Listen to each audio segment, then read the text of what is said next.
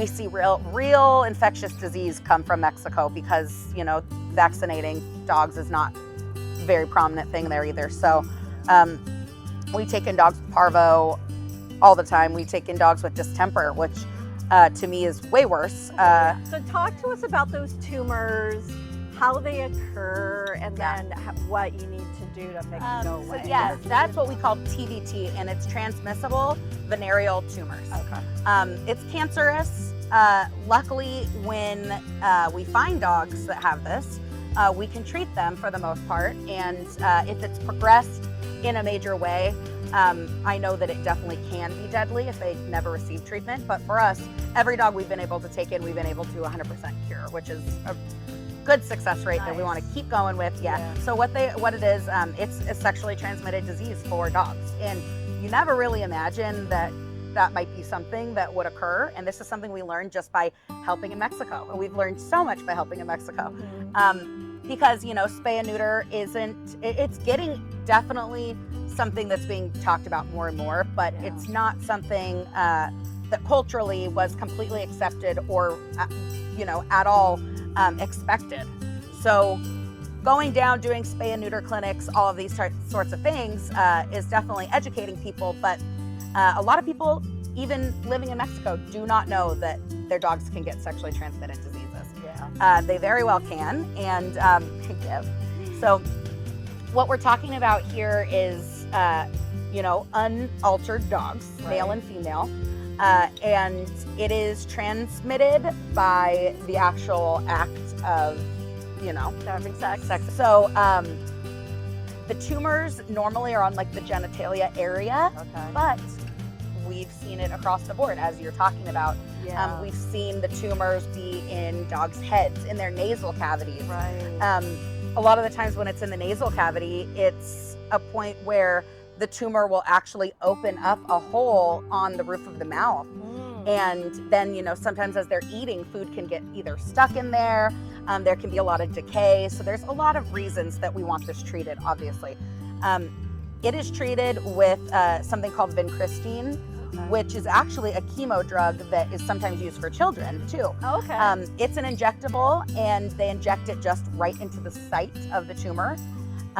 Or it can go through the vein as well. And it's pretty incredible just seeing the dogs after one treatment. It really, typically they need about 6. That's like, it just, you know, if it would be in the genital area, if it's spread throughout the body, they can have upwards of, you know, double that, basically.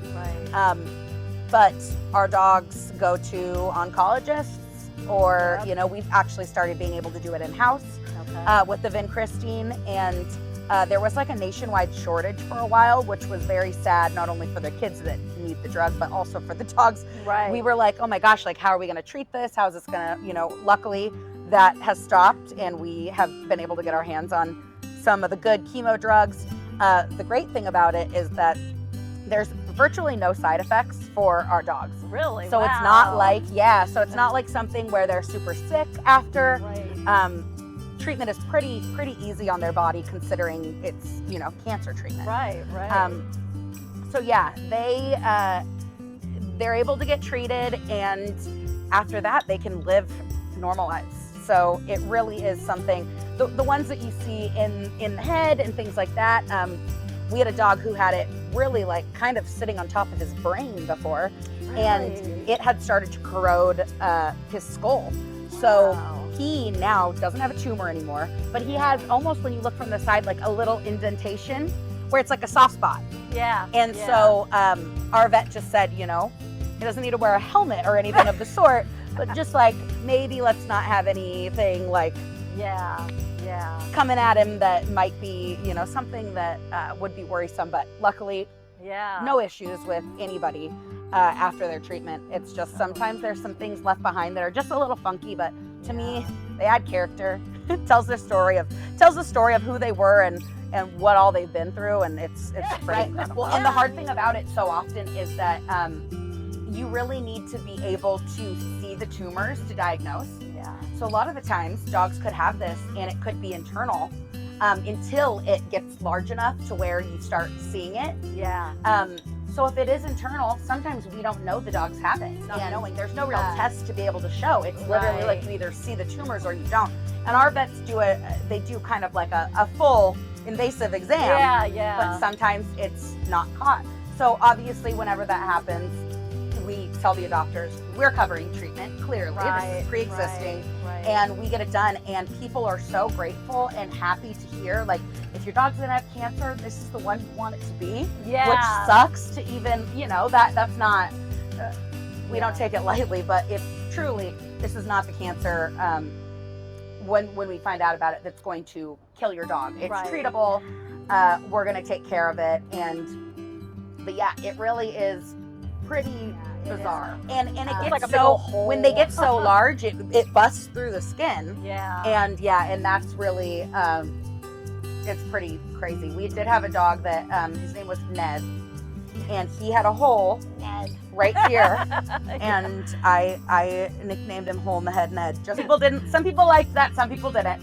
But you have to have humor. You have to have humor. We say this all the time, like, you have to, or we'd just be sobbing, crying all the time. Like, and that's not something that we can do. He had this gaping hole in his head where a lot of people were like, did he get shot? Like, what happened?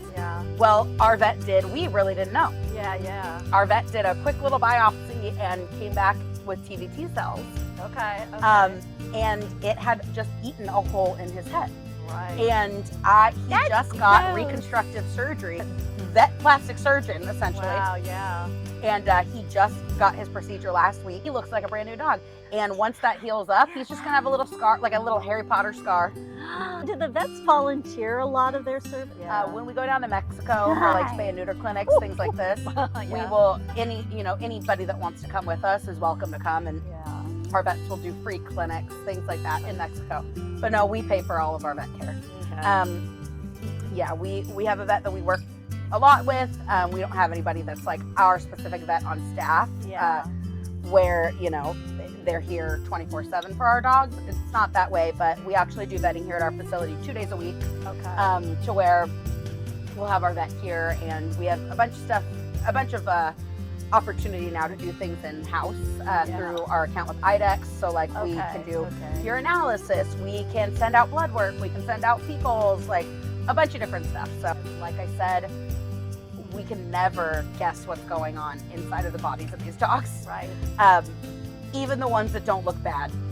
We never know what's going on, and once we commit to them, there's no way they're not getting that treatment. So if I needed to, have my own personal garage sale outside of my house to fund someone's something, it would happen. Like, there's no way we're not making that happen for them.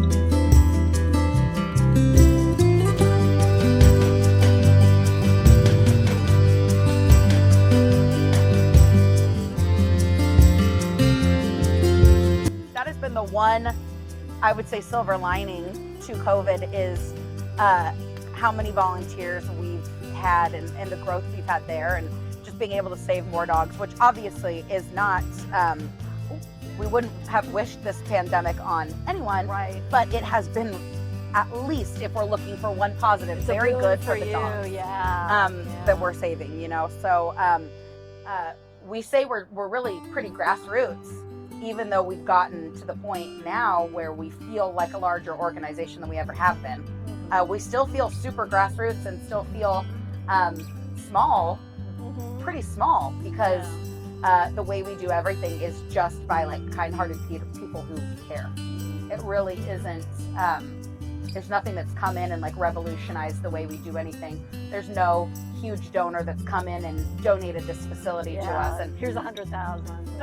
It's very much like people on the ground just saying like, there's no way these dogs are not going to get everything they need. And that's what a lot of our monthly donors are, our volunteers, because they just believe in it so strongly that it's like, I mean, they're going to get whatever they need. And what's so nice too is that the people who are volunteering, they're seeing where the money's going. Oh, 1,000%. They're making those monthly donations, and they know that that went to that surgery. Exactly. Well, and it's so true. And knowing that everyone is just here because they care about the dogs is another thing where, exactly, you feel good about the work you're doing and about where your money's going, and being able to see that firsthand. And that's why we welcome any donor or anyone at all that wants to know more about what we're doing or support us in any way. Right. Like, we welcome them. We want them to come here. Right, Meet the dogs that you're helping, meet the Kevins, you know, meet the ones with the tumors, meet everybody who you are personally helping. Right. Because it is so important. And I feel like once you know these dogs, like, I mean, I could talk about it for hours, but the dogs coming from Mexico are the most grateful, unlike any dogs I've ever met. And obviously I love all dogs and all animals, really, but these dogs coming from Mexico are magic. It is it's a distinct personality that is just gratefulness, that is just all-consuming, and they're such special dogs. It really is crazy to have them come from nothing and kind of get to witness their first milestones of everything. And just feeling loved for the first time. It's really just so cool. I'm gonna have to... Well, that's it for us, everybody. Thank you from Annie, from Lauren and Kevin at the Animal Pad. We'll see you next time on Animal Bond Academy. Bye. Perfect. Oh, you